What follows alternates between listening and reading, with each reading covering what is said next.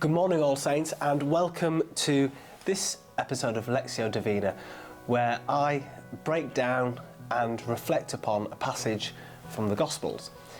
And this week we are looking at the story of the Transfiguration, which occurs in all four accounts of the Gospels, but we're focusing on the account that is in Matthew's Gospel, chapter 17, verses 1 through 9.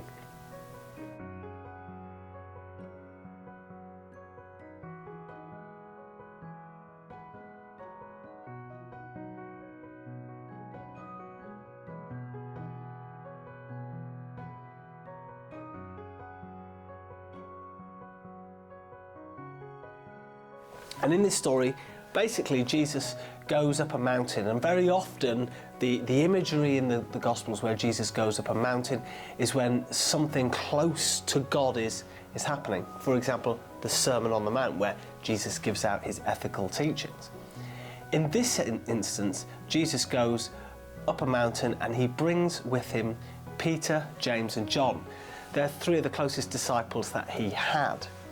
And then all of a sudden, the account talks about how he glowed whiter than white and his figure changed. And the disciples are kind of a bit scared and they're like, what's happening to our friend here? What's going on?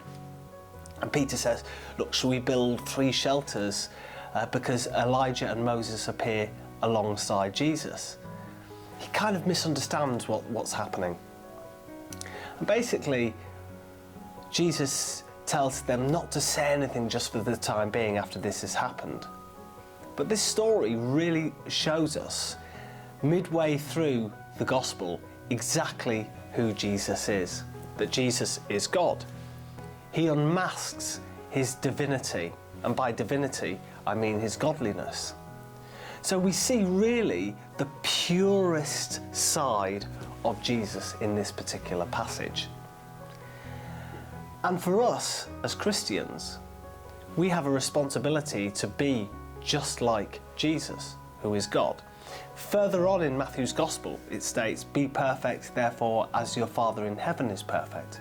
We have a duty to be just like God. So I want us to consider that for a moment. Do we show individually, or do you show individually, on a day-to-day basis, your godliness? Do you shine like Jesus did on that mountain? Sometimes we make mistakes. You know, if we think in the school context, sometimes we might get an X for doing the wrong thing. We might squabble or disagree with students in our class. We might, if we're being really bad, squabble and disagree with our teachers, which we shouldn't do. It doesn't show the best of us. It's important that as students and staff at the school that we work together, that we get on well together, because we know that that's when we get the best out of each other.